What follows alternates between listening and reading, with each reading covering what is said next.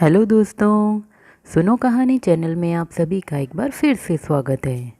दोस्तों, आज हम सुनेंगे मालती जोशी जी द्वारा लिखित लघु उपन्यास समर्पण का सुख। तो आइए सुनते हैं। कल सुबह मेहमान आ रहे हैं। इन्होंने दफ्तर से आते ही सूचना दी। कौन? राजश्री देवी और उनके पति। यह राजश्री देवी कौन है? मैंने विस्मित होकर पूछा। अब यह मैं क्या जानूं? तुम्हारे परिवार के लोग हैं और तुम मुझसे ही अता पता पूछ रही हो। मैं भोचक उन्हें देखती ही रही। तभी कुमकुम ताली पीटते हुए बोली, हमें पता चल गया। मैं बताऊं माँ, नई वाली मामी जी आ रही हैं। उन्हीं का तो नाम राजश्री है ना?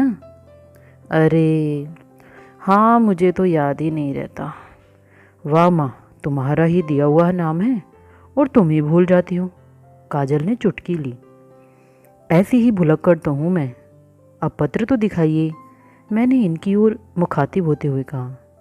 राजू की बहू का यह नाम क्या तुम्हारा दिया हुआ है? इन्होंने आश्चर्य में भरकर पूछा।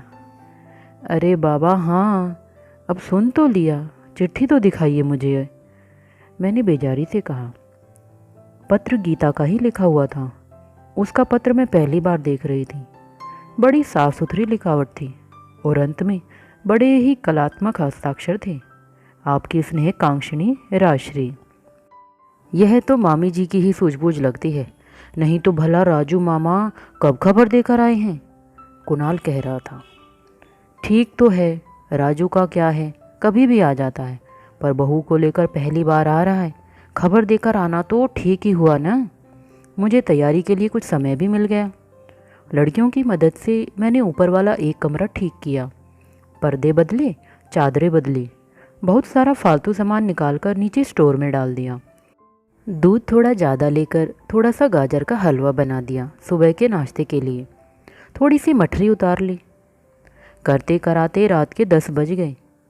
कमरे में आई तो देखा साहब बहादुर अभी जाग रहे हैं। स्वागत का पूरा इंतजाम हो गया? इन्होंने हंसकर पूछा। स्वागत क्या करना है, कोई बाहर के हैं क्या? भाग दौड़ तो ऐसी ही हो रही है। राजश्री देवी पर इम्प्रेशन मारने का इरादा है क्या? मैं कुछ नहीं बोली। मुझे तो मालूम ही नहीं था कि राजू की बहू का यह नाम है। क्यों, आप शादी में नहीं गए थे? गया तो था, पर इन बातों पर हम लोगों का ध्यान जाता ही नहीं है। और काजल क्या कह रही थी, यह नाम तुम्हारा दिया हुआ है? सच? ओहो, तो इसमें इतना हैरान होने जैसा क्या है? किसी का चेहरा सुंदर नहीं तो क्या उसका नाम भी सुंदर न हो? मैंने बिफर कर कहा। ओहो, अरे तुम तो खामखा नाराज हो रही हो। मैं तो इसलिए कह रहा था कि, लेकिन मैंने पूरी बात भी सुनी नहीं और कानों तक रजाई ओढ़कर लेट गई। इस नाम को लेकर मुझे शादी में भी काफ़ी कुछ सुनना पड़ा था, इसलिए यह प्रसंग छिड़ते ही मेरा पारा चढ़ गया था। मैं भी क्या करती। शादी में जैसे हर काम मेरे सिर आ गया था, वैसे ही एक यह भी था। 35 वर्ष की उम्र में दूल्हा बना हुआ राजू जैसे अपने सब अरमान निकाल लेना चाहता था, और घर में किसी को इतनी फुर्सत नहीं थी कि उसकी ओर ध्यान दे। उसकी शादी के लिए सब लोग जुड़े थे और वही सबसे ज़्यादा उपेक्षित था। बड़ी भाभी दिन भर अपने ब्लड प्रेशर से परेशान दवाइयाँ खाकर लेटी रहती। छोटी भाभी को सजने संवरने से अवकाश नहीं था। चित्रा के पास अपनी चुनमुन का बहाना था। वैसे भी जेठ की शादी में वह क्या उल्लास दिखाती। हल्दी, तेल, काजल, उपटन सब कुछ दौड़ दौड़ कर मैंने ही किया। भाभी की बहन के, माँ के, बुआ के सारे ने मैंने ही ज़बरदस्ती संपन्न करवाए। अम्मा के पीछे यह पहली शादी थी घर में। बार बार यही लगता रहा कि कहीं कोई रस्म छूट न जाए और राजू सोचे कि आज अम्मा होती तो शायद। छोटी भाभी को यह सब बड़ा हास्यास्पद लग रहा था। बड़ी भाभी ने तो पता नहीं कितनी बार ताना दिया। ओ माँ तो एकदम अम्मा जी होती जा रही हैं आजकल। कुणाल की शादी तक तो एकदम सीज़न्ड सास बन जाएंगी। तुम सब लोग ही कुछ करने लायक होती तो मुझे यहाँ पराए घर में मगजमारी क्यों करनी पड़ती? मैं भुनभुना कर कहती और चुप लगा जाती। राजू का मुंह देखकर झगड़ा बढ़ाने की इच्छा न होती। बेचारा, कितनी मन्नतों के बाद तो सेहरा बंधा है उसके। खुशी खुशी सब कुछ निपट जाए तो अपने घर की राह लें। शादी से 2-3 दिन पहले उसने लजाते हुए कहा था, दीदी कोई अच्छा सा नाम सुझाइए न, गीता तो बड़ा पुराना सा लगता है। नाम में मुझे कोई खास दिलचस्पी नहीं थी, पर उसका मन रखने के लिए मैंने कह दिया, राजेश की राजश्री ठीक है ना? और वह खुश हो गया। लक्ष्मी पूजन के समय चांदी की चावल भरी थाली में सोने की अंगूठी से जब उसने राजश्री नाम लिखा, तब जैसे कहर बरपा हो गया। बड़ी भाभी तो पल्लू में मुंह छिपाकर फिर से हंस दी। छोटे भैया मुंह पिचकाकर बोले, किसकी चॉइस है ये? उमा की। छोटी भाभी ने तत्परता से उत्तर दिया। उमा, यह क्या नाम सूझा तुम्हें? छोटे भैया बोले। क्यों, नाम में क्या खराबी है? मैंने दृढ़ता से पूछा तो छोटे भैया से जवाब नहीं देते बना। कुछ सूट भी तो करना चाहिए। छोटी भाभी ने अपना मत प्रदर्शित किया। यह तो राजू के सोचने की बात है, उसे सूट किया, बस किस्सा ख़त्म। लेकिन किस्सा वहीं ख़त्म कहाँ हुआ। रात छत पर तीनों देवरानी जेठानियों की देर तक खुसर फुसर चलती रही। बड़ी भाभी पूछ रही थी, कहिए शोभा जी, देवरानी पसंद आई? अब हम क्या बताएं दीदी, आप ही बताइए, आपको कैसी लगी? अरे भाई, हमारा मुंह न खुलवाओ, हम तो बस इतना ही कहेंगे कि ऐसी ही परी ब्याहनी थी तो इतने दिन क्यों बैठे रहे? अब तक तो 4 बच्चों के बाप बन गए होते। उनका कसूर नहीं है दीदी, दरअसल अम्मा जी को ही कोई लड़की आंख नहीं चढ़ती थी। अरे अपना लड़का तो देखें पहले कैसा है, ऊंचे कुलाबे भरने से क्या फ़ायदा? अब क्या बताएं शोभा, लड़का तो उन्हें सब लड़कों से ज़्यादा प्यारा था।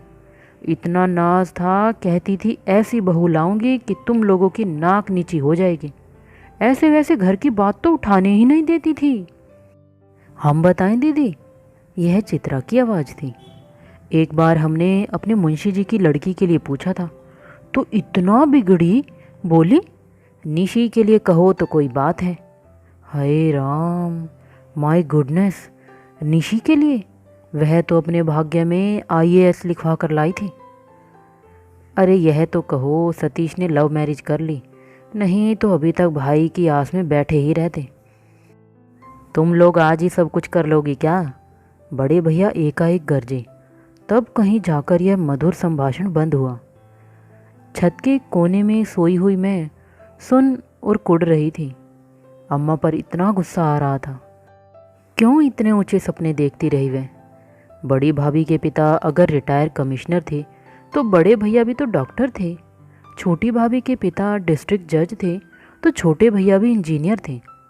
सतीश भी CA था, तभी तो अपनी सीनियर की आंखों में चढ़ गया था। राजू बेचारा नहीं पढ़ पाया तो नहीं ही पढ़ा। बाबूजी का आतंक, भाइयों के ताने, अम्मा का लाड़ दुलार उसे मैट्रिक से आगे नहीं पहुंचा सके। कौन उसके लिए रिश्ते लेकर आता?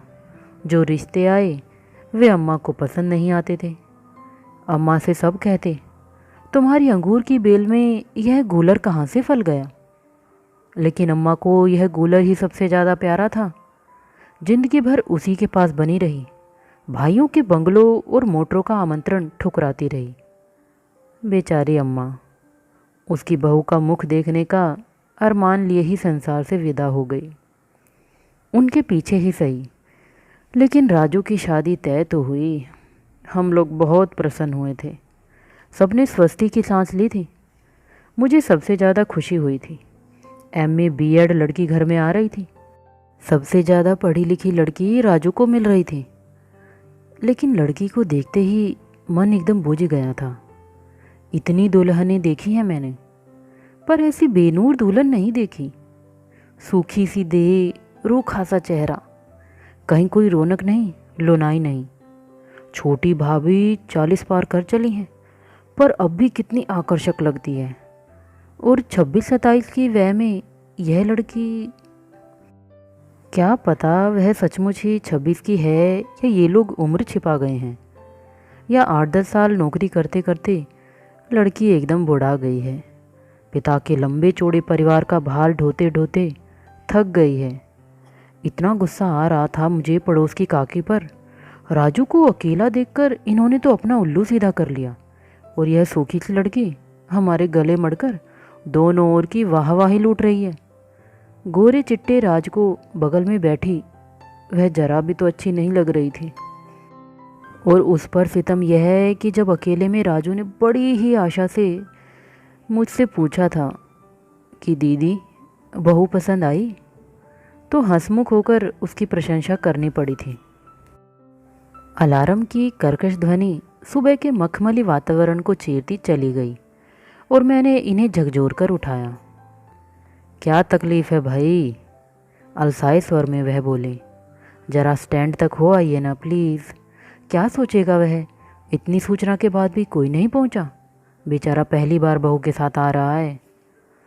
तो मैं बेचारा भी जा रहा हूँ उसे लेने, इतना वेहल होने की ज़रूरत नहीं है। इनके इस फिक्रे से भान हुआ कि राजू के लिए कुछ अतिरिक्त स्नेह उपजता है मन में, जो कभी कभी करुणा में बदल जाता है। भाभियाँ ठीक ही तो कहती हैं, मैं दिन पर दिन अम्मा की तरह होती जा रही हूँ। गाड़ी जब मेहमानों को लेकर लौटी तब पूरा घर जाग गया था। बच्चे प्रतीक्षा में दरवाजे पर खड़े थे। राजू को देखते ही कुणाल चिल्लाया, मामा जी ये नक्शे! बड़ी मुश्किल से उसी चिकोटी काटकर चुप किया। राजू महाशय वाकई नक्शे बखेर रहे थे। टेरी वूल का बढ़िया सूट चढ़ाए, संजीव कुमार की तरह पैंट की जेब में हाथ डाले झूमते झामते घर में दाखिल हुए। वहीं गीता बेचारी बास्केटों से लदी फंदी मुश्किल से चल पा रही थी। बच्चों ने दौड़कर उसका सामान लिया, तब वह सीढ़ियाँ चढ़ पाई। यह श्रीमान ड्राइंग रूम के सोफे पर पसरकर पूछते हैं, सामान सब देख लिया? मैंने ही फिर डांट लगाई, सामान वह क्या देखेगी, तुम साथ में किस लिए हो? और वह बेशरम दांत निपोरकर हंस दिया। माँ यह देखो। मैं खाने की तैयारी में व्यस्त थी कि कुणाल सामने आकर खड़ा हो गया। अरे कितना प्यारा स्वेटर है, किसने बनाया? मामी जी ने बनाया है मेरे लिए, उसने गर्व के साथ उत्तर दिया। तभी लड़कियां फुदकती हुई आई। उनके हाथों में कुर्ते का एक एक पीस था, कढ़ाई किया हुआ। और माँ तुम्हारे लिए मामी जी साड़ी लाई है, पेंटिंग की हुई, काजल ने बतलाया। और पापा के लिए है ना टाई केस लाई है, इतनी प्यारी है, कुमकुम बोली। सचमुच टाई केस बहुत प्यारा था। इन्होंने आदत के अनुसार एक फिकरा कस ही दिया। इतने सुंदर केस में रखने लायक टाई कौन प्रेजेंट देगा? सारी ही चीज़ें बहुत सुंदर और साफ सुथरी थी। रंगों का संयोजन भी कलात्मक था। इतना सब करने के लिए समय कहाँ से निकाल लेती हो? मैंने हैरान होकर पूछा। क्यों, काम ही क्या है? राजू ने कहा।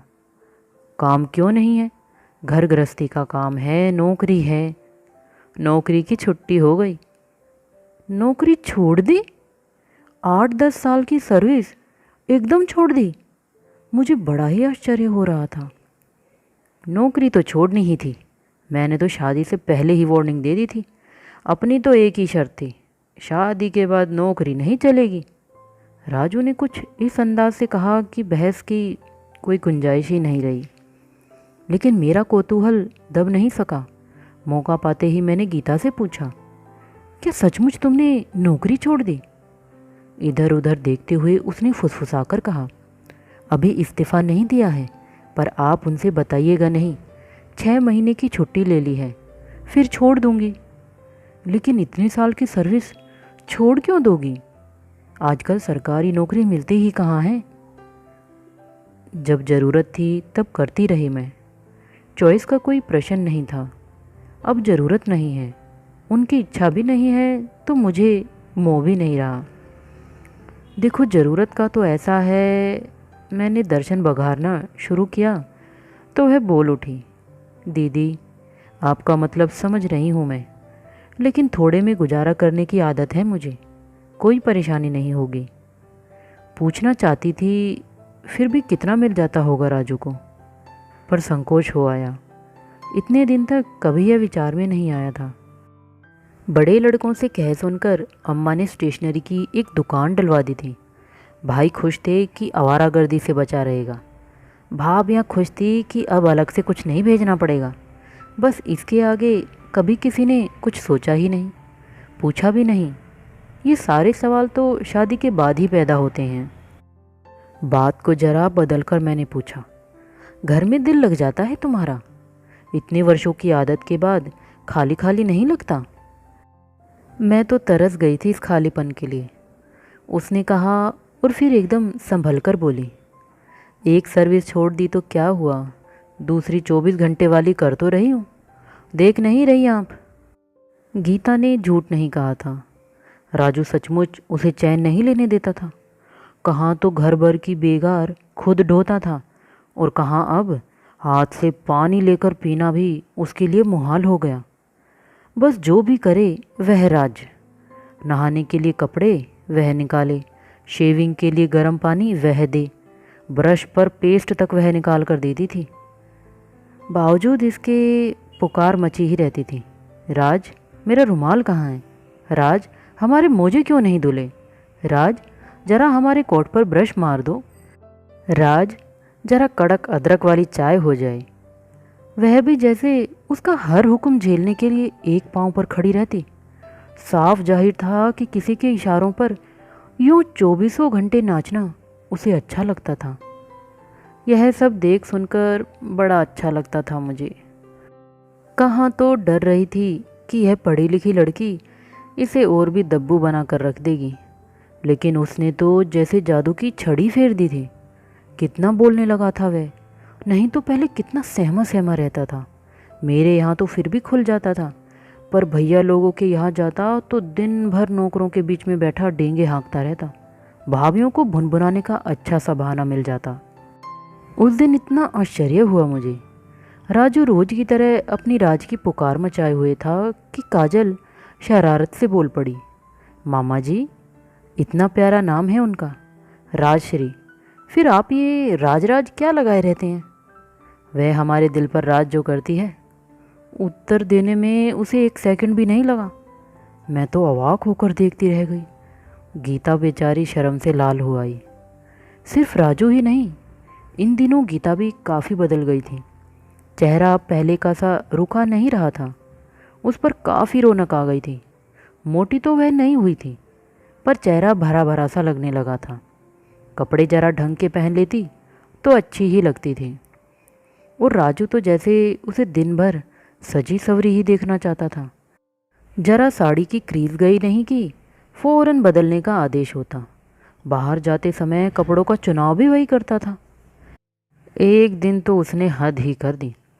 हम लोग जटाशंकर जा रहे थे।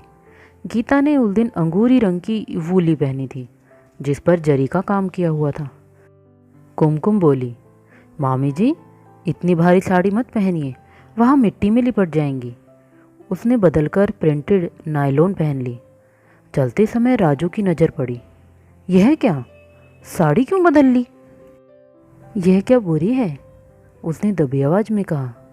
वहाँ जंगल में कौन है देखने वाला? अरे हम तो हैं, झट से बोल पड़ा वह। बरबस अपनी हंसी जब्त करते हुए यह बाहर निकल गए। लड़कियां तो वहीं खिलखिलाकर हंस पड़ी। तब कहीं उसे अपनी बेवकूफ़ी का भान हुआ, बुरी तरह झेंप गया। मैंने ही फिर उसे उबारते हुए गीता से कहा, पहन लेने जो वह कह रहा है, खराब भी हो गई तो क्या, दूसरी आ जाएगी। उस दिन सारा समय वह भुनभुनाती रही, बहुत जिद्दी बना दिया है आप लोगों ने, अपनी बात मनवा कर ही रहते हैं। मैंने मन ही मन में कहा, भाई तो हमारा एकदम गऊ था, जिद्दी तो उसे तुम्हारे लाड ने बनाया है। राजू का स्वभाव ही नहीं, खाने के तौर तरीके भी बदल गए थे। दिन भर उसकी फरमाइशों का दौर चलता। दीदी इससे भरवा टमाटर बनवाओ, बड़े फर्स्ट क्लास बनाती है। दीदी कटहल नहीं मिलेगा क्या यहाँ, यह कोफ्ते बहुत अच्छे बनाती है। दीदी दम आलू खाए हैं कभी, रात से कहो आज बनाए। वह बेचारी संकोच से गड़ जाती, कहती, इनकी बातों पर मत जाइए दीदी, मुझे कुछ नहीं आता, मैं तो खुद आपसे 2-4 चीज़ें सीख कर जाना चाहती हूँ। यह बड़ी तारीफ़ करते रहते हैं।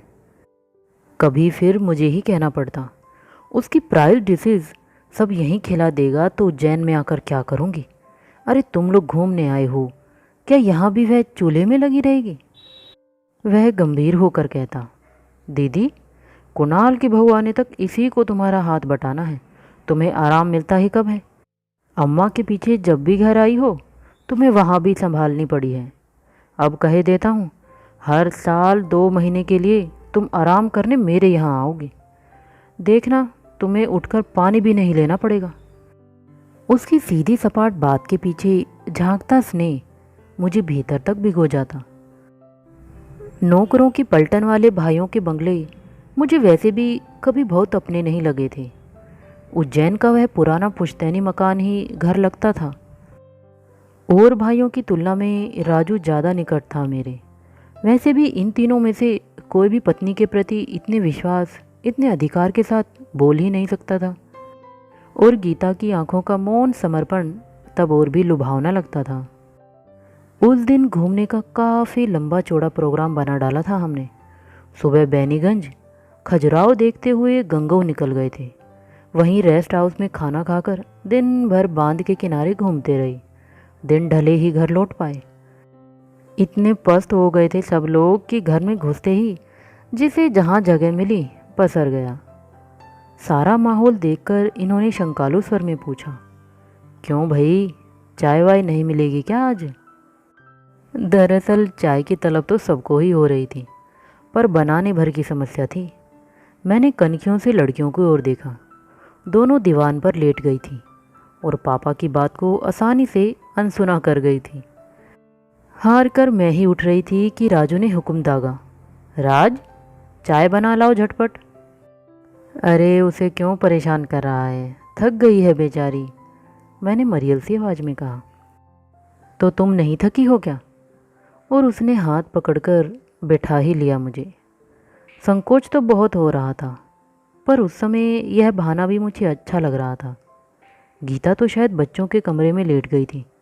चुपचाप उठकर किचन में चली गई। एक कप चाय पेट में जाने के बाद ही हाथ पैरों में कुछ जान आई। मेरा वश चलता तो खाने की छुट्टी ही कर देती, पर बच्चों को तो भूख लगाई थी। झक मारकर उठी और जैसा कुछ बना पका लिया और परोस दिया। भूख तो वैसे मुझे भी नहीं थी, पर गीता ने एक गिलास भी नहीं तोड़ा। उसका चेहरा ही बता रहा था कि उसे इस समय सिर्फ आराम की ज़रूरत है। आधी रात के करीब मेरी नींद खुली। लगा जैसे कहीं से कुछ आवाज़ें आ रही हैं। सुनिए, मैंने इन्हें जगाते हुए कहा, यह आवाज़ कैसी आ रही है? सो जाओ चुप करके, वह झुंझलाकर बोले। अरे वाह, सो कैसे जाऊं? देखना तो पड़ेगा, क्या पता कोई घुस आया हो। पीछे का किचन में तुम्हारे परम प्रिय बंधुराज हैं। किचन में? वह क्या कर रहा है? पत्नी सेवा। अरे अब ठीक से बताइए भी। बीवी के लिए पानी गर्म कर रहा है और बॉर्नविटा बना रहा है। यहाँ बैठे बैठे ही जान गए सब आप।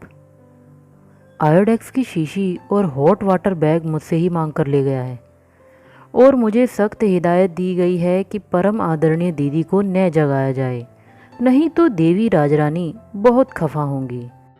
इसलिए हे श्रीमती जी, आप कृपा करके सो जाइए और इस खाकसार को भी सोने दीजिए। सुबह तक बड़ी मुश्किल से सब्र किया मैंने। चाय बनाते हुए सोच ही रही थी कि ऊपर जाऊं या न जाऊं कि वह खुद ही हाजिर हो गया। चेहरा एकदम सूख गया था। दीदी, राज की चाय मैं ऊपर ही ले जाता हूँ। चाय तो मैं ले जाऊंगी, पर यह बता, बहुत तकलीफ़ है क्या? यह बता रहे थे रात तो बहुत परेशान रहा। मैंने चिंतातुर होकर पूछा। कई जगह चढ़ना उतरना पड़ गया था ना कल, इसलिए ज़रा तकलीफ़ हो गई थी। वह मान तो नहीं रही है, पर मैं सोचता हूँ एक बार डॉक्टर को दिखा लें तो कैसा रहे। इतना सीरियस कुछ नहीं है रे, एक नवल जीन खिला दे और अब 2 दिन एकदम आराम करे, ठीक हो जाएगा सब। वह बात नहीं है दीदी, दरअसल बात ऐसी है, शायद उसने बताया होगा, शी इज़ रनिंग प्रेगनेंसी। इतनी बात कहते हुए वह पसीना पसीना हो गया और मेरे लिए अपनी हंसी रोकना कठिन हो गया। अच्छा अच्छा, मैं देख लूँगी, तो चिंता मत कर, किसी तरह मैंने कहा और ऊपर की राह ली। मुझे चाय लाते देखकर गीता तो बेचारी शर्म से पानी पानी हो गई। मैं तो तंग आ गई हूँ दीदी आपके भाई से। 100 कस्में दिलाकर मुझे यहाँ बिठा कर गए हैं, जबकि मैं बिल्कुल ठीक हूँ। कह रहे थे चुपके से चाय ले आऊँगा और अब देखिए आपको परेशान कर डाला। उसने लंबी चौड़ी शिकायत पेश की। अरे वह तो मैं खुद तुम्हें देखने आ रही थी, सो चाय लेती आई। अच्छा अब यह बताओ जी कैसा है तुम्हारा? मुझे कुछ नहीं हुआ दीदी, सिर्फ टांगें दर्द कर रही थी। ये तो यूँ ही परेशान हो जाते हैं। उसकी बातें छोड़ो, अब यह बताओ तुम्हें कोई ऐसी वैसी तकलीफ़ तो नहीं है? नहीं तो डॉक्टर को दिखा लेते हैं, संकोच मत करना। तुमने मुझे पहले ही हिंट दे दी होती तो ऐसी उटपटांग जगहों का प्रोग्राम ही नहीं बनाते। बाय द वे कौन सा महीना चल रहा है? हे भगवान, आपको किसने? और उसने दोनों हथेलियों से मुंह छिपा लिया। मुझे लगा काश अम्मा होती तो आज। राजू के बेटे को गोद में खिलाने का अरमान लिए ही चली गई बेचारी। दिन भर वह बड़ा उदास रहा। मैंने समझाया, राजू इतना घबराने जैसी कोई बात नहीं है, और फिर यहाँ हम लोग हैं तुम्हारे सिर पर। जितने कहोगे डॉक्टर बुलवा दूंगी। But she is all right. Doctor की बात नहीं है दीदी। फिर? वह बिना बात के मुझसे नाराज़ हो गई है। अच्छा, मैंने तुमसे ही तो कहा है, उसमें क्या गलती है? कहती है लाउड स्पीकर से शहर में ऐलान करवा दो। अब यह कोई बात है? समझ में नहीं आया कि हंसूं या रोऊं। सारा रोब दाव छुमंतर हो गया था। बीवी की जरा सी उपेक्षा से उसका मुंह इतना सा निकल आया था। उसकी बेचारगी का फ़ायदा उठाकर धड़ल्ले से नीचे उतर आई थी और ज़ोर शोर से घर के कामों में हाथ बटा रही थी। राजू ने एक बार भी उसे आवाज़ नहीं दी। एक शहीदाना अदा से अपने सारे काम खुद निपटाता रहा। इन्होंने चुटकी ली। इतनी जल्दी पटिए पर आ गए दोस्त? अभी तो 6 महीने भी नहीं बीते। वह बेचारा मुंह बाएं उनकी ओर देखता भर रह गया। उसकी चीख पुकार के बिना घर इतना सूना लगने लगा कि शाम तक बच्चे भी कहने लगे, मम्मी आज बहुत बोर हो रहे हैं, पिक्चर चलिए ने। रोज़ी लगी है। पिक्चर देखना हो तो माँ मम्मी बन जाती है। बड़ी मुश्किल से राजू को ठेल ठाल कर उन लोगों के साथ भेजा। आराम के बहाने गीता को मैंने अपने ही पास रोक लिया। इनके क्लब जाते ही जरा एकांत मिला तो मैंने कहा, जरा से जुर्म की कितनी बड़ी सज़ा दे दी है बेचारे को, इतना सा मुँह निकल आया है। बहुत ज़्यादा सेंटिमेंटल है दीदी यह, जरा से में फील कर जाते हैं। अब तो फिर भी ठीक है, शुरू में तो बच्चों की तरह मनाना पड़ता था। शादी से पहले बच्चे ही तो होते हैं ये लोग, उन्हें ठोंक पीट कर आदमी बनाना तो हमारे ही सिर आता है। गीता एक बात कहूँ? जी? तुमने सचमुच उसकी काया पलट दी है। इसी तरह बहला फुसला कर उससे परीक्षाएं दिलवा दो तो बाबूजी की आत्मा को शांति मिल जाए। एक यही दुख उन्हें आमरण सालता रहा। जो काम आप सभी नहीं कर सके, बाबूजी और अम्मा जी से नहीं हो सका, वही आप मुझसे करने को कह रही हैं। हाँ, तुम्हारा अधिकार शायद हम सबसे बड़ा है। एक बात पूछूं दीदी, जीवन में क्या बीए की डिग्री ही सब कुछ है? उसके बिना आदमी क्या आदमी नहीं रहता? मैं मुंह बाहे उसे देखती रह गई। शुक्र है दीदी आपने उनके सामने यह बात नहीं छेड़ी, नहीं तो मेरे किए कराए पर पानी फिर जाता। मेरी आंखों का आश्चर्य अब भी वैसा ही था। आप नहीं जानती दीदी, कितने हीन बोध से ग्रस्त था यह व्यक्ति। कितनी मुश्किलों से उसके मन की गांठें खोल पाई हूँ मैं। कितनी तपस्या करनी पड़ी है मुझे उसका आत्मविश्वास लौटाने के लिए। क्या आप चाहती हैं कि वह अपनी कुंठाओं की अंधेरी गुफाओं में फिर लौट जाए और मैं बंद दरवाज़ों पर सिर पटकती रह जाऊं? मैं उसके तमतमाए चेहरे को देखती रह गई। पहली बार मुझे एहसास हुआ कि मेरे सामने जो औरत बैठी है वह हिंदी में एमए है और बरसों पंत, प्रसाद, निराला और महादेवी को पढ़ चुकी है। सॉरी गीता, मैंने धीरे से कहा। इतनी दूर तक मैं नहीं सोच पाई थी। इस बार उसका स्वर भी मध्यम पड़ गया था। मैं क्या जानती नहीं दीदी कि आपकी ममता ही आपसे सब कुछ कहलवा गई है। लेकिन हर बात की एक उम्र होती है न। मुझे ही देखिए, कच्ची उम्र में शादी होती तो शायद यह रिश्ता मैं कभी स्वीकार नहीं करती, लेकिन उम्र के इस मोड़ पर आते आते सारी अपेक्षाएं पीछे छूट गई। एक घर और एक पति, बस यही शेष रह गया था चाहने के लिए। क्या सचमुच तुम्हें कभी फील नहीं होता? कभी नहीं। और इसमें आश्चर्य करने जैसा क्या है? निर्णय के सारे अधिकार तो मेरे पास थे, फिर शिकायत क्यों होगी? छोटे भाई की नौकरी लग जाने के बाद माँ ने तो सिर्फ औपचारिकता निभाई थी। मेरी हाँ से उन्हें आश्चर्य ही हुआ होगा, नहीं तो उन लोगों की नज़रों में तो मेरी शादी की उम्र कब की बीत गई थी। कितनी उम्र होगी तुम्हारी? मैंने डरते डरते पूछा। 30, उसने बिना किसी झिझकते हुए कहा। बुजुर्ग महसूस करने लगी थी मैं। घर की बड़ी लड़की तो थी ही, 18 साल की थी। तब से बड़े लड़की की भूमिका निभा रही हूँ मैं। दुर्भाग्य से स्कूल में भी बरसों शिफ्ट इंचार्ज बनी रही। चारों ओर से इतना बड़प्पन लद गया था मुझ पर, मेरे कंधे ऐसे में ही झुकने लगे थे। फिर भी दीदी, पता नहीं कैसे मन के एक कोने में बचपन सिमटा सिकुड़ा बैठा रह गया। जीवन भर सबको सहारा देते देते थक गई थी और खुद एक सहारे के लिए फड़फड़ा रही थी। बड़ी साध थी कि मुझ पर भी किसी का अंकुश हो, किसी का शासन हो। बस इसलिए मैंने शादी की है। दीदी, डिग्रियों से मुझे कोई मोह नहीं है। किसी जादू के जोर से मेरी भी डिग्रियां वापस ले ले कोई, तो मैं जी जाऊं। उसका यह वाक्य घंटियों की तरह मेरे कानों में बजता रहा और हम दोनों निशब्द बैठी उस एकांत को पीती रही। माई हार्ट इज़ बीटिंग की धुन पर थिरकते हुए बच्चे जब घर में दाखिल हुए, तब कहीं जाकर मेरी भाव तंद्रा टूटी। साहब बहादुर भी साथ ही साथ लौटे थे। राजू के दोनों कंधे पकड़कर मेरे सामने करते हुए बोले, कहाँ भेजा था तुमने इसे? पिक्चर देखने? लग तो ऐसा रहा था कि किसी को घाट पहुंचा कर लौटा है। छी, मैंने ज़ोर से डांटा।